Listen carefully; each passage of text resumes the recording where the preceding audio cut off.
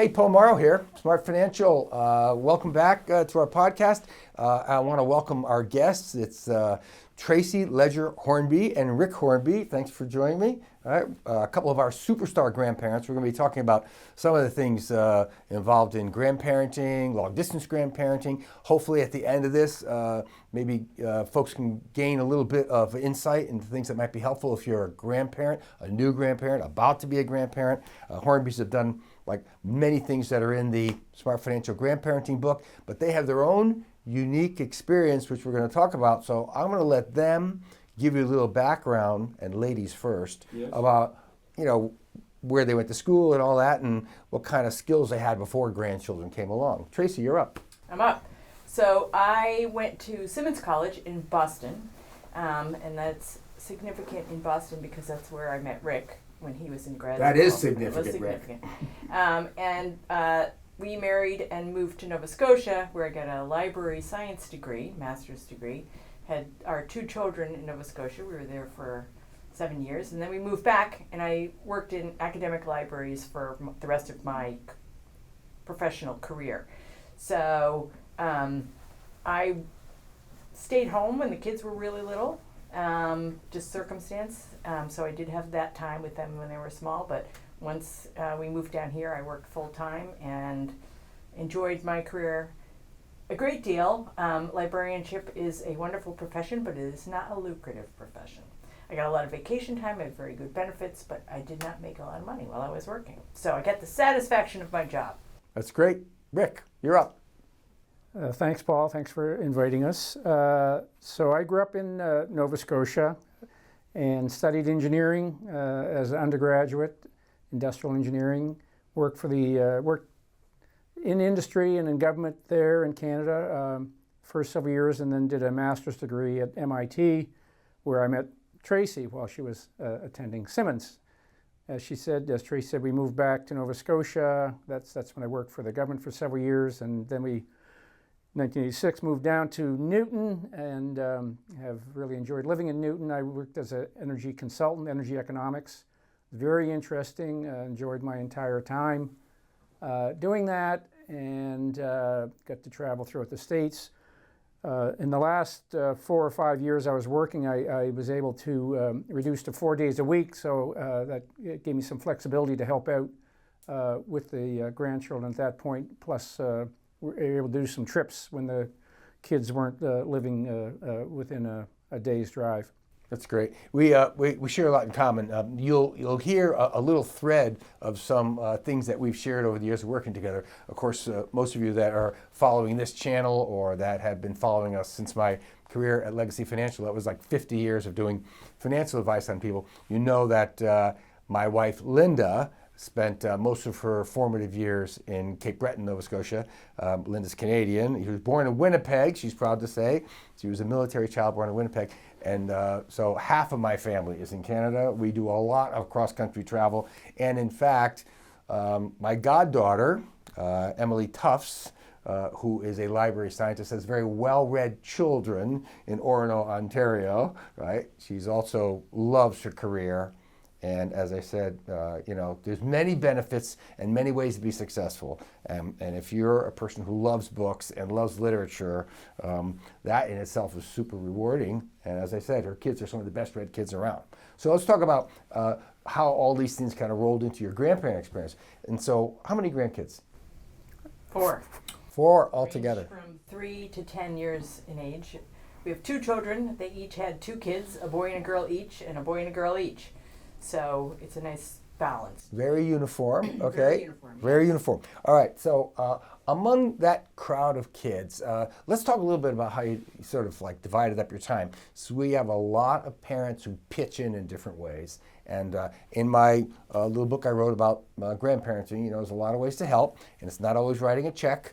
We've got grandparents who've done a lot of different things, cohabiting with their kids because of housing issues, doing childcare. I think I know a little bit about your grandparenting experience from our experience together, but I'm going to let you guys talk about it. When the kids came along after they moved back from California, I know they were there for a short period of time. It seems like you guys pitched in a lot with childcare. So Kathleen and Winfield, that's our daughter and her husband, had kids first. So Maisie's the oldest at 10. And they were living out in California. Winfield is working at Google. And so we didn't get to see them as much at that point. I was doing some consulting work at that time, so I had much more flexibility. So we traveled to see them, and they came back and forth a little bit in that period. When they came back, it was a time where they were really just adjusting to being back, and I was welcomed to help out because Kathleen needed some free time. A toddler is a little bit more of a challenge in some ways than a baby, and so I started going over there irregular periods, but it wasn't like she needed me or she was working and all that kind of stuff. So it was a get to know you kind of phase.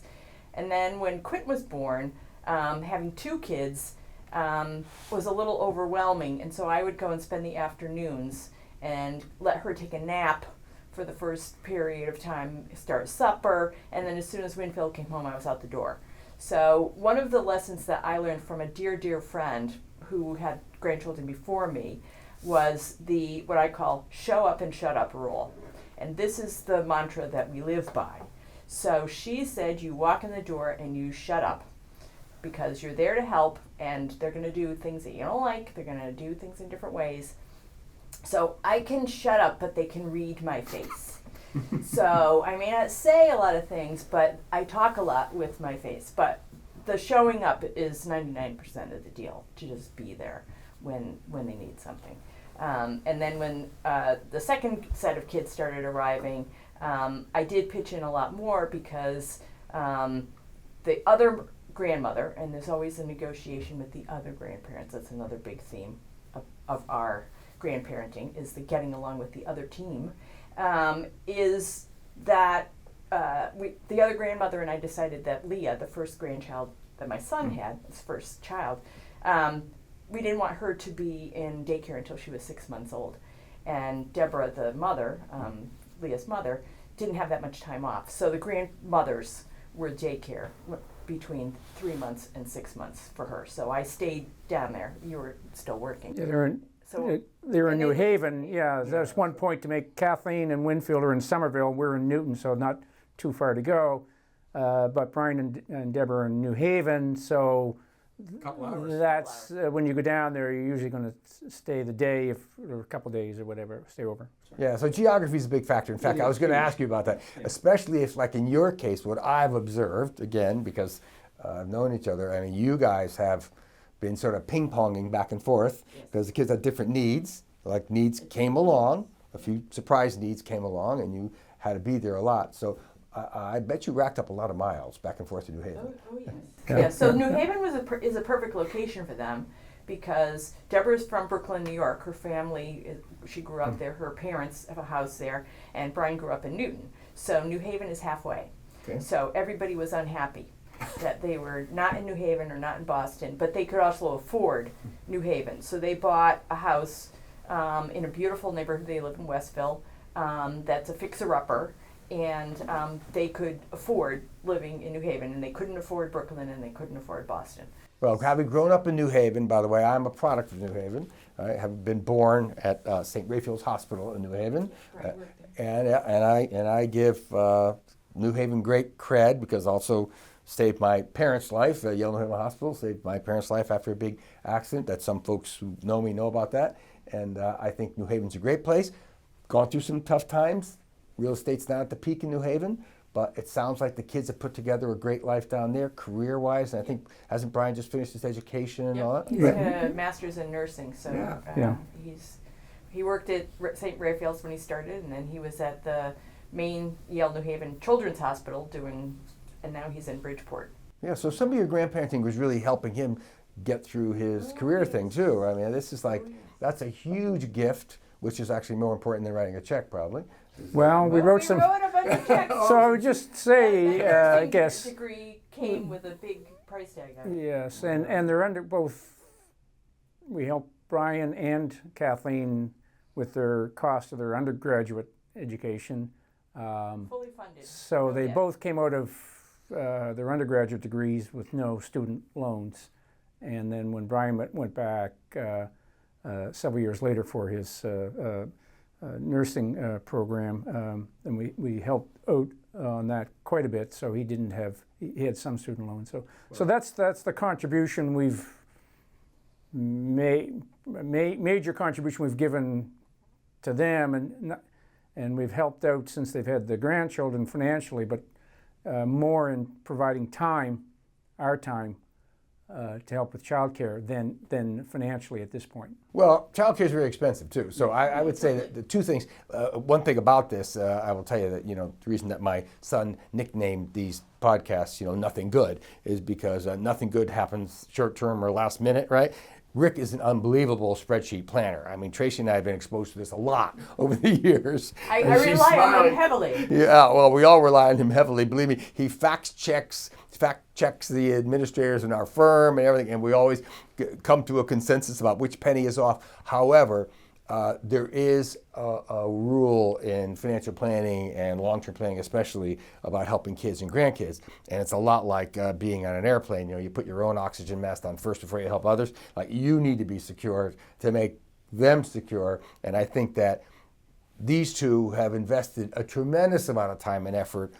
Nobody gets a financial plan put together. I will tell you, it's a fantasy to think you're going to just wave a magic wand. We've had many meetings of many hours over many years. I don't even want to add them up, but to get a plan together so that they could feel comfortable helping out the kids without endangering their own situation and becoming a dependent of their children late in life. And that takes planning. And that's Rick is phobic about detailed planning, and that's a great thing, because it's really easy to work with somebody who can add, right? And we've had experience working with a lot of folks who aren't quite good at that. It's a little bit more challenging for us to work with them, but that's a skill that you brought to the table from your economic life that's kind of flowed right into the grandparenting life. I don't know if you help your kids plan out the way you're planned out. I hope they do. Well, we're in the, as Tracy said, show up and shut up modes. I mean, certainly if they ask for any advice, we'd be happy to give it, but if they don't ask, then we don't impose. If one team does ask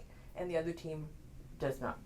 So, and that's perfectly fine. I mean, that's just how they run. That's how they run. So just a quick example, when they were buying houses, they bought the houses about the same time, and we were on the house tours with one team. The New Haven team, we were down there, we were looking, and they were asking, what do you think about this? The other team, we found out after they had paid the deposit. We weren't involved at all. And that's fine. They picked a lovely house, and that's just, their way. Different. So, and nobody came and looked at the houses when we were buying them either, so.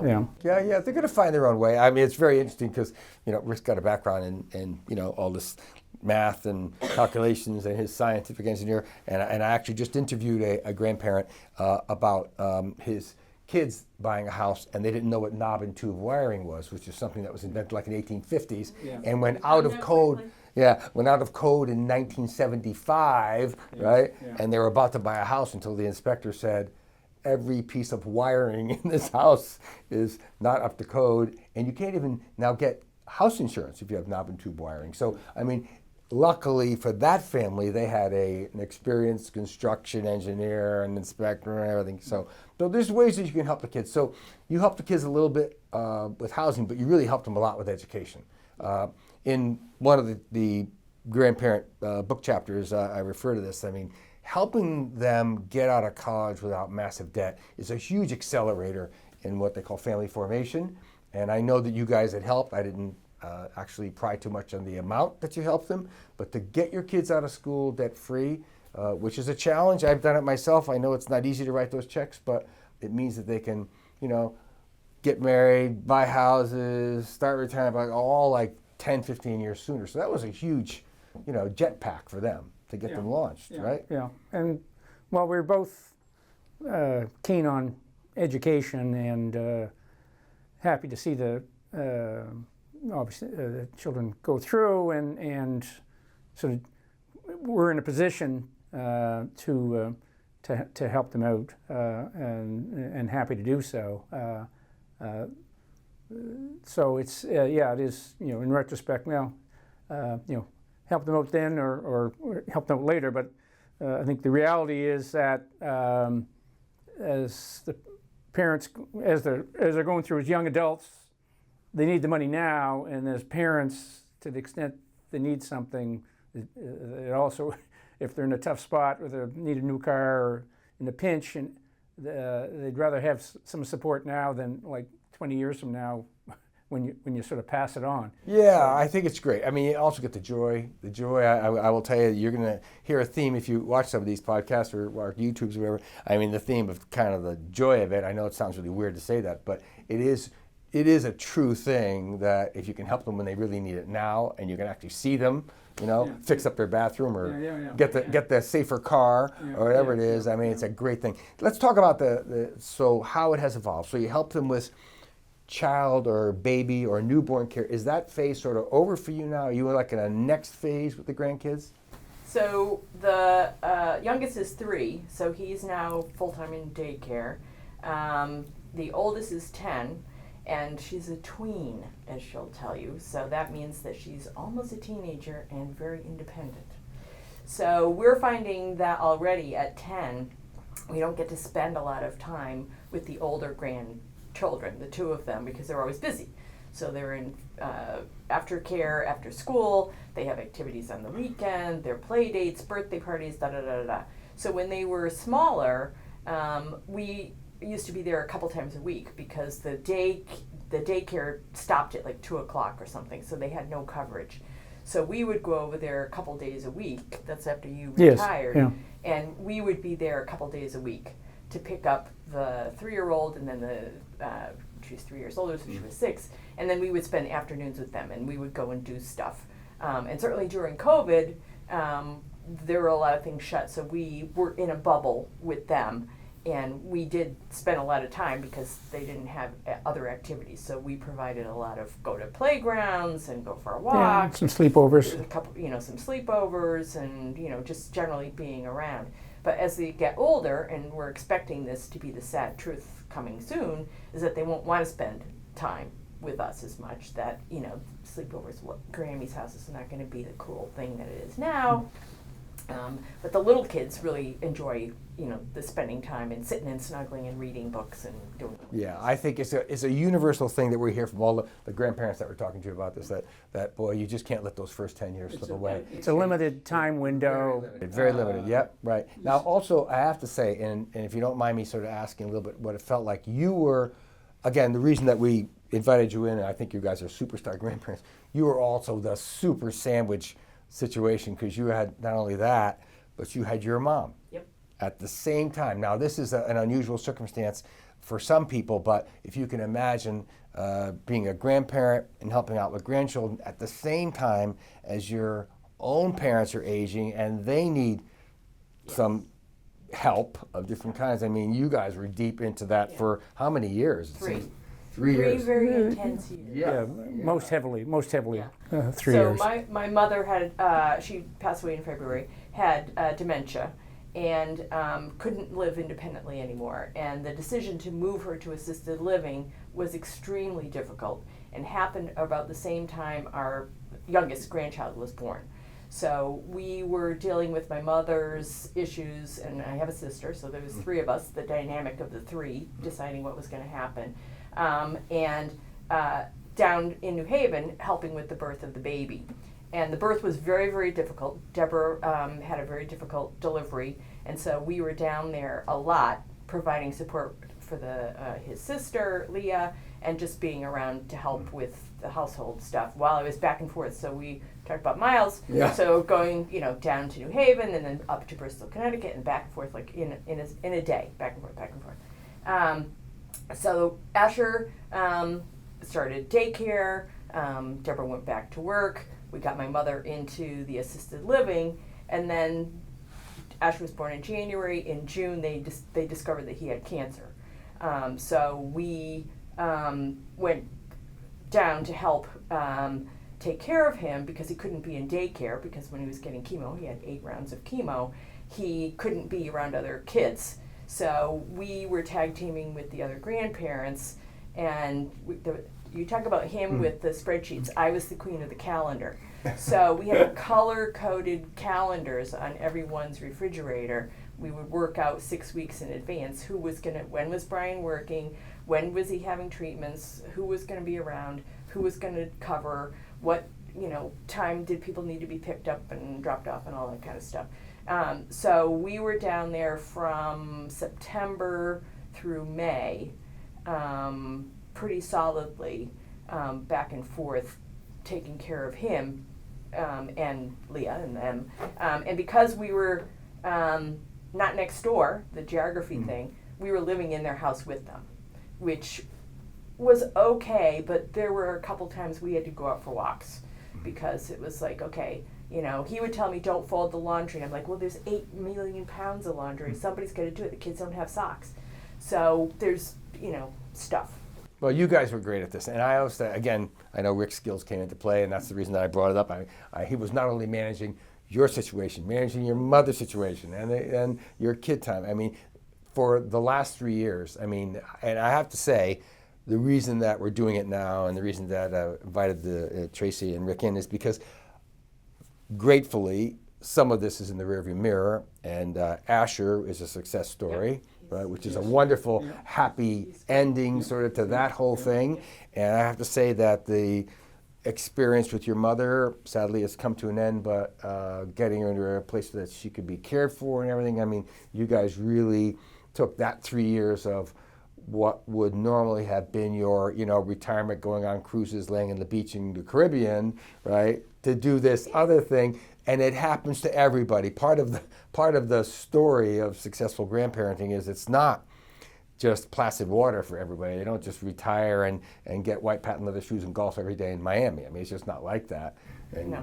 You guys have had a really interesting 3 or 4 years, that's for sure. Well, and I think the thing that was the steep learning curve. So my mother did a great job accumulating money for herself, taking care of herself so that she could be cared for. She also wanted to leave money for the kids, whatever. And she controlled everything. And she had started to have trouble when she told me she couldn't balance her checkbook. This was the first sign. Now, my mother used to color code her checkbooks. Like, she had different, if it was a medical expense, it was one color. If it was a gift, it was, anyway. So I knew nothing about how much money she had until she really needed help. And then we spent the first year unraveling the spaghetti, trying to figure out where the accounts were, how much was in it, how to get the power of attorney, how to get access to see all of the stuff, where it should be, how it should be happening. And this is all during, the beginning of COVID. Well, middle of COVID. Yeah. COVID. Anyway, so trying to unravel all of the spaghetti, a lesson that we want to That's a good learn point. Yeah. is to tell our kids and have them be part of the understanding of what's where, what do we want, how do we manage stuff, here's access. Like, I had some access, but you can't get to these people. One of the things that I'm going to inject is because we went through a lot of this with Rick and Tracy, and I would say, God.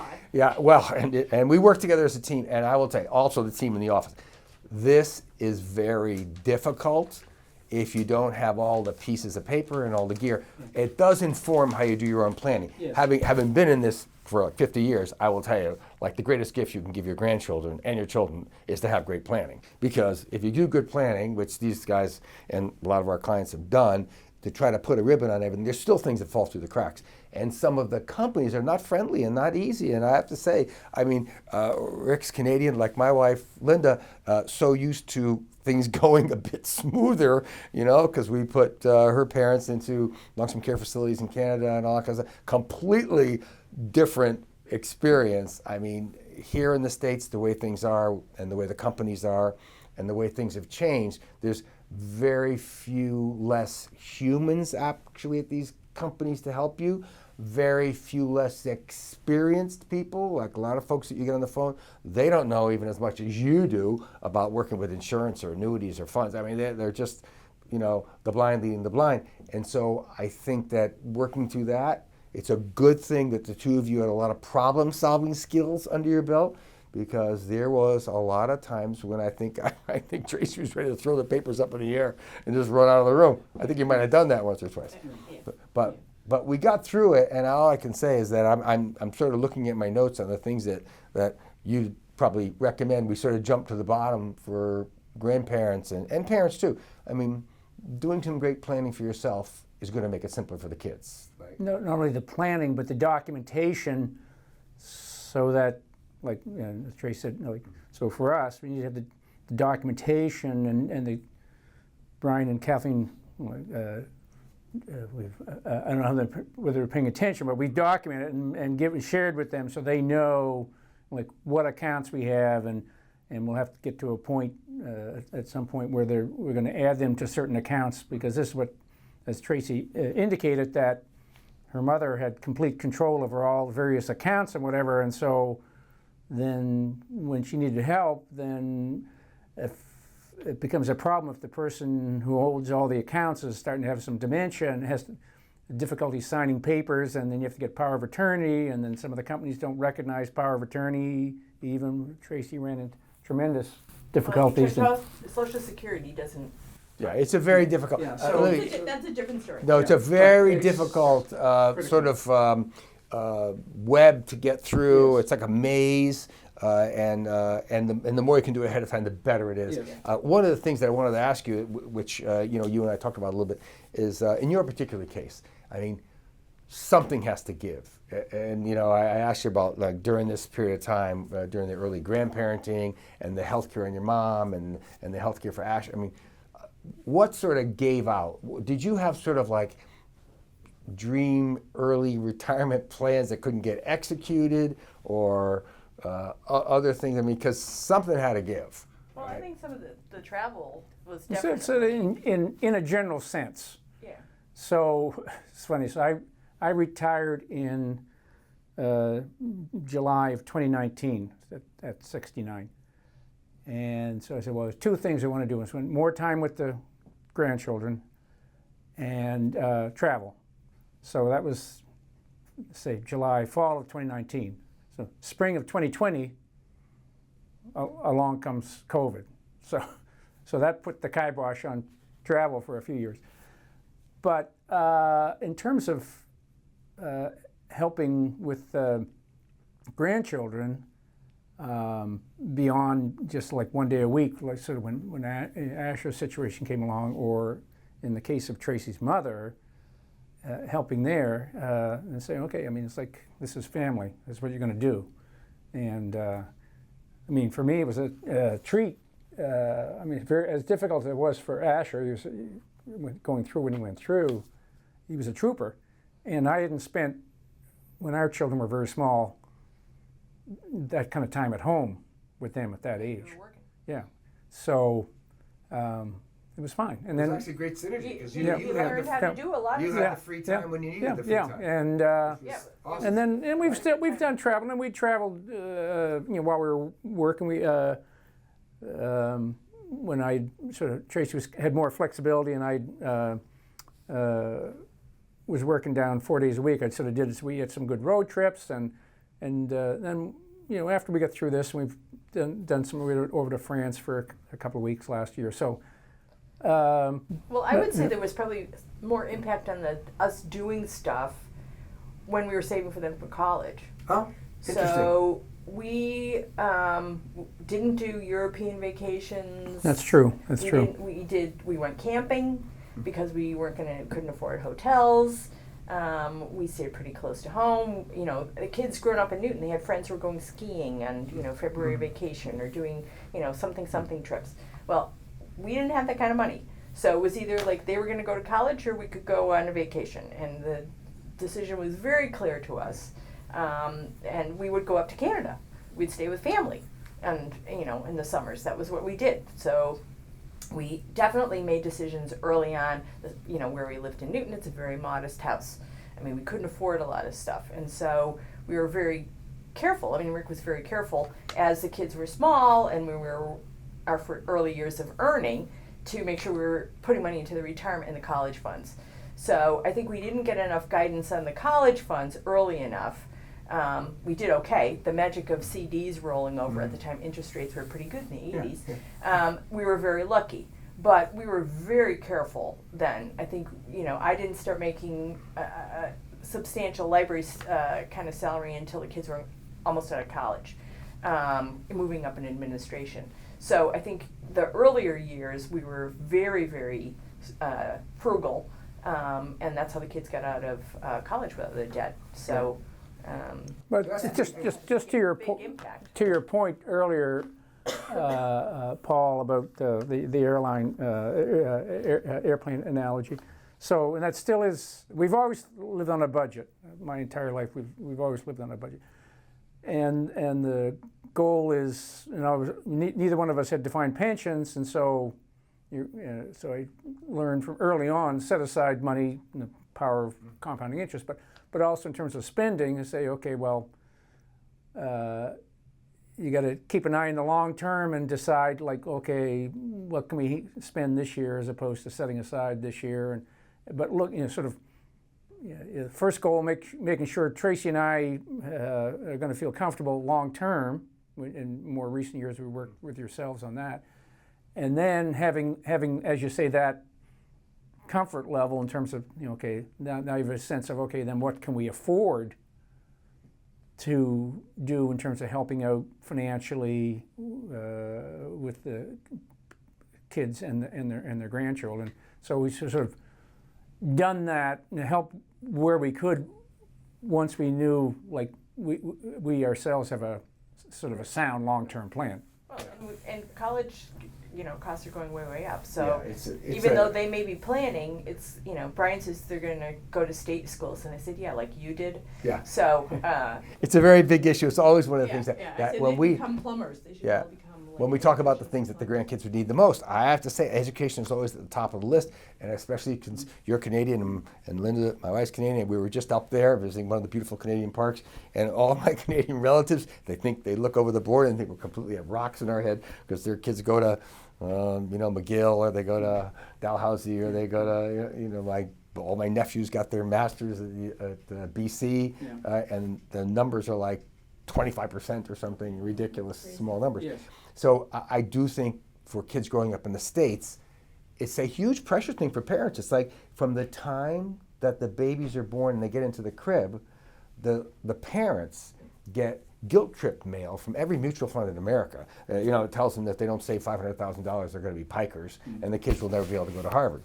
But I think in reality, grandparents can help and parents can help, and you can accumulate enough money to be able to put it together if you start early. And that's what I mean about that. I mean, like, nothing happens last minute. I mean, really, if you start early, it is the magic of compounding. It is the Warren Buffett thing.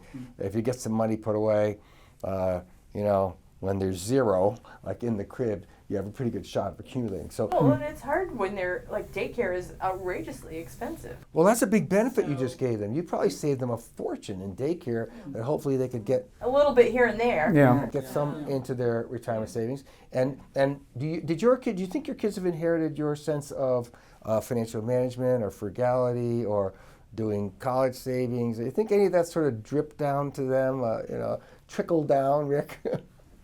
Well, I'd say yes, to a degree. And Kathleen and Winfield are in a somewhat different situation than Brian and Deborah, but they're both living on a budget, though. And we don't share their information with no us. idea. We don't have idea. But I mean, give them credit. They live in let's just put it this way: they're getting by without coming to us asking for a big infusion. Now, we've helped them on smaller things, like we had in the market for a new car. We had a car that was 10 years old. It was about time we made them a deal on that. But I mean, and we have indicated that certainly we hope to be, and if we are in the situation as the grandchildren get older, that we would help with the college tuition. But in terms of like renovations on their house or what they do in terms of vacations or whatever, I mean, that's that's up to them. Renovations on the house, I spent a lot of time scraping wallpaper. Yeah, we put in what do you call it? Sweat equity. Sweat equity. Is a real thing, I'm Tracy. really good with plaster repair and painting. Yeah. Well, I will tell you, we have a lot of clients in the trades, and none of them are missing any meals. And I would say that if any of your grandchildren become plumbers or electricians or tradesmen, they're all going to make a great living, right? And if they've watched grandma do it, they might get inspired. So if you're sort of thinking back now, okay, so the last couple of years have been very sort of chaotic. So what's the plan going forward? I agree with you. There's probably going to be some gap years when the grandkids probably don't want to hang out with you. So, well, I think my view, you have to think of different activities. I think if the activity is interesting enough, they'd certainly want to do it. But obviously at 7 and 11 or 10 and 11, the activities with them are going to be obviously different from what we used to do when they're 5 or 6. Let's wait. There's that's a the point. market for these places like Road Scholar has all these like multiple Family generation trips. things. Yeah, So go with your grandkids to pick a place in the United States or something. It's vacations with the grandparents. Yeah. That's like, you don't have to do all the planning. Somebody else is sort of guiding you around. There's other kids for them to play with. I mean, I think that's the kind of thing that we would be looking at when they might want to spend a little time going. Well, it's funny because of our Canadian connection. I just got back as we were filming this from another visit to Canada with family, and we were at the Park Omega, full of wildlife running around, and it was one of those drive-through parks. I hate to use the analogy Jurassic Park because of the movies, but it is family grandparents, and you drive through and you have these big cage vehicles, and there's bears, and there's deer and elk and wild Arctic wolves, and it was a lot of grandparents chauffeuring. 10, 12-year-old kids having a great time and not spending a fortune because, it's Canada, right? And I think there's a lot of things you can do. So that's kind of on your agenda, doing different activities. Different kinds of things. Different activities. So you're not likely to go on these no-kid vacations. The new trend is cruises and vacations without any children around. That's the well, that does have some attraction.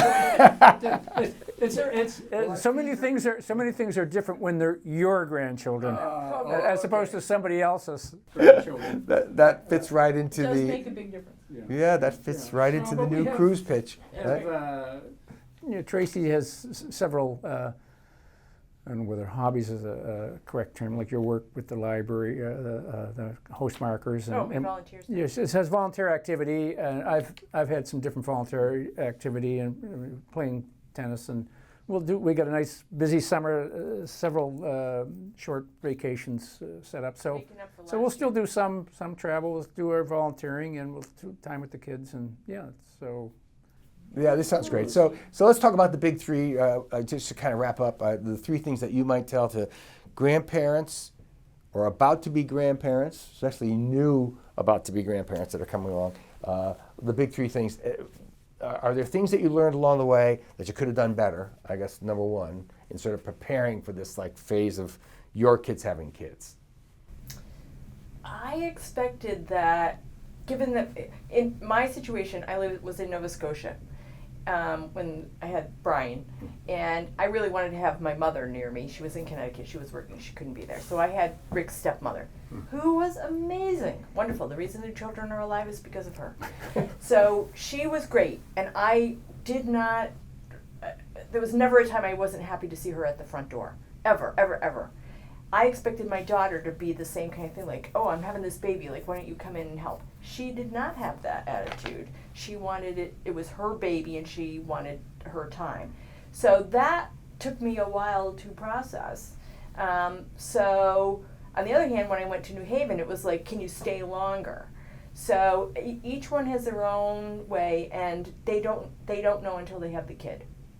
So, be prepared for everything. And just go with the flow because it changes. So, after Kathleen had her couple of years, she was very happy to have me when Quint was born, and I was doing everything with him. That wasn't she wasn't protective.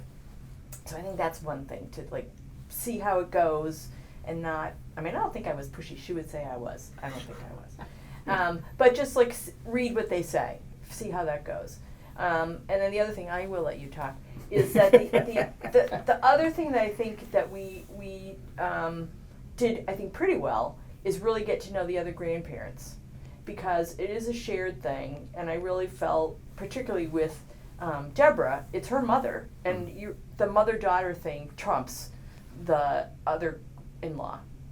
So trying to make sure that she had like the space to be with her mother when she needed it, and I was there kind of extra when she needed stuff. That respecting the relationships and then working through like how you're gonna coordinate stuff. Yeah, probably shouldn't plan to be taking over totally if it's not your daughter. Well, and then there's certain, like, we have had lovely weekends in Maine with the Petersons, and we've had lovely weekends in Connecticut with the Gregs. So, Yeah, no, it's been great to make it's been wonderful. new friends and whatever. And the kids think it's really weird that we go and have dinner with the other in-laws. They're like, "What are you guys like hanging out together?" And like, "Yeah, we like each other. We talk. We like don't talk about you, but we talk about stuff." So they think it's weird that we're friends with the other in-laws. But And we're fortunate. Yeah, Everybody, it's like so many things. Geography, I mean, that doesn't always happen, but I mean, it's important. I would say that, and Tracy mentioned this earlier, but I would reiterate, I don't know that so much like whether we could have done things better, but the theme of show up and shut up is really, really important. And I guess everybody has their own parenting skills, but then and it's always adjustment, I think, for parents to realize that their children are now adults, and they're going to do their own thing. And so in my view, it's like, unless they ask me for advice, they're not going to they're not interested. I was never interested in having my parents give me advice that I wasn't looking for. So it's like, I really, so, and then particularly with grandchildren, you're coming in and the way their parenting style, the way they run the house, any of that stuff is like, you're there to help, show up and shut up. It's their house. They're going to run it their own way. What can you do to help? That's a tough one. Yeah, it is a tough one. I have a specific question about housing because it's interesting. So in our experience over the last bunch of years, we've seen probably the biggest retirement grandparenting mistakes made in the housing area. And I'll just give you one example. I don't know if you guys ever thought of being helicopter parents and relocating and moving to follow your kids around. Yeah, we'll have a story about that. I have one story about that I'll let you talk. I have Tracy's line. I'll let you talk in a second. Yeah. Right? No, I have a great story about a couple. It's kind of very interesting. They decided to retire to Florida, like a lot of couples do around here, and they moved to a nice little island off of Florida called Amelia Island, and they uprooted themselves, and they moved out of Massachusetts, and they moved down there for the sun, sand, and surf, and all that kind of thing, and played a little shuffleboard or whatever they do now, pickleball, and that went on for about 2.5, 3 years. They did it actually after their daughter had gotten married, and married a really nice guy who works out near Mount Wachusett, whatever, and then the babies came along. And so after about 3 months of flying back and forth from Amelia Island to Boston Logan and back and forth, finally her husband called me up one day and said, "We're coming back." And the easiest way to vaporize money is to sell a big house in Massachusetts, move to Florida, buy a big house, then sell a big house in Massachusetts and move back. We vaporized a lot of money doing that. But guess what? Their daughter had twins. She lives up here in Massachusetts. They needed help. I mean, they weren't really thinking, I guess, that far down the road that that this was going to happen, and they ended up uprooting themselves and moving back here so that they could help out, which was pretty expensive operation.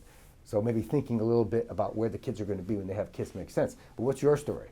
Well, all these things are very different and situations specific, but we have very good friends. They spent their entire married life in Dartmouth, Nova Scotia. Now, this is a geography issue maybe for some people.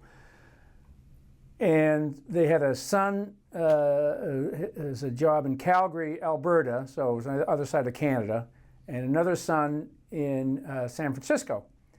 And at that point, neither son was married or anything, but they said, well, we want to be closer to them, so they moved a few years back from Dartmouth to Calgary. So they'd be in the same city as their one son and closer to San Francisco to the other. So they get to Calgary. Their son works for Shell. He gets posted to Oman for 3 years. Like 2 weeks later. 2 weeks later, whatever. Fortunately, they had experienced some time. I think my buddy had done a PhD program in Alberta and was familiar with Alberta, and they like it there, and they settled. But that's the I think the danger, and Tracy's mentioned this different times, like moving closer to the kids, but Just saying, tired of driving. but That's why I asked about you the don't miles. like you don't know if you're going to make the effort to relocate that they're necessarily going to stay there for the next 10 or 15 years. He didn't come back. Well, he came back, but and Tracy said, well, probably a good idea maybe to wait till the grandchildren are in school, Before you think about going. or like so. Less likely to move. But there's certainly lots of situations where, like other friends in Dartmouth, whose son and daughter-in-law, and now they have 2 grandchildren, are in San Francisco. So they're flying back and forth like 3 or 4 times a year from Dartmouth to San Francisco. So would they move? But I mean, I know lots of parents who are in a situation where their children, now grandchildren, are on the other side of the country. So it's got to be a difficult decision to move, and then say, okay, we're willing to do it, but then, are the kids going to stay there? Right. And after the first 5 years, as the grandchildren get older, how much time are you going to have with them? And so that's a tough one. It is tough. Geography and moving is the toughest one, and I would say that is the easiest way, as I would say, to make a mistake and lose money. That's for sure. Yeah. I mean, from a financial standpoint, like you can't buy and sell 2 houses without vaporizing about $100,000, and better off sort of staying where you are, and maybe Airbnb-ing it and doing that, because I think it's in this day and age also with kids working remotely. I have family in Cape Breton, and I cannot believe how many of those people remotely work.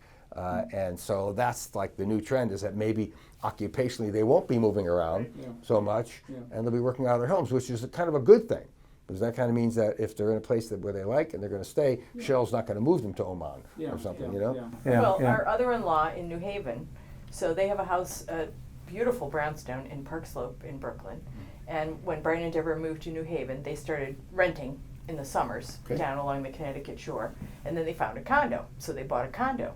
So that's been great for them. It's been great for Brian and Deborah. It's been great for us because we get to stay there, sometimes in between visits and whatever. That was our refuge when we were taking care of Ashley. We'd like go to Westbrook for a day to get some sleep.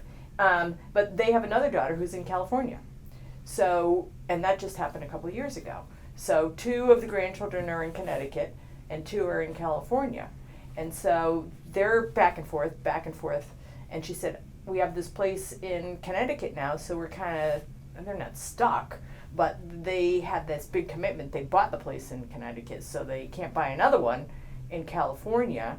And she said, I don't want to spend all my time, vacation time, going out to California. So. Well, there's a lot of grandparents like you, Tracy, that don't want to drive so much, and that's what brings this up, because I personally, I like to drive. I drive back and forth to my home in Colorado all the time. I go to Cape Breton. I mean, I like it, but I think I'm becoming to realize that we're kind of unusual. A lot of folks don't like to spend that much road time, and as a result, the rise of Airbnb has been great. I mean, you're able to rent a place for a month for a reasonable amount of money, go see the grandkids, keep your own house. I mean, our advice is, especially from an economic standpoint, don't buy and sell without a lot of planning, because there's no way to get out of buying, selling, and moving around and helicoptering the kids, and hovering over them, and then having to move some. Yeah, it's just a license to lose money.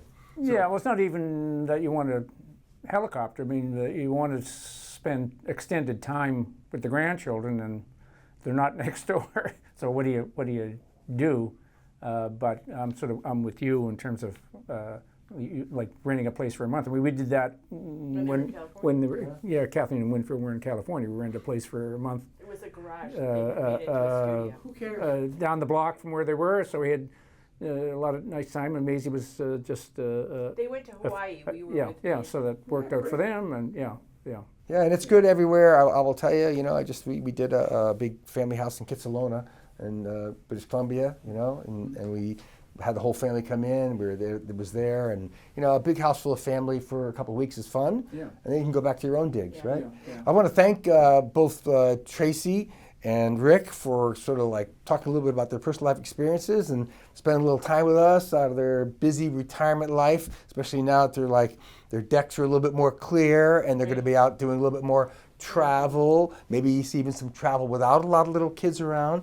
And if anybody learned one little thing from this, then it was worthwhile investment of our time. And we want to see you all again. You can subscribe to our channel and follow us along. And if you have specific questions about this particular podcast or any of our other things, go ahead and email us and we'll get back to you. And I'll see you again next time on Smart Financial.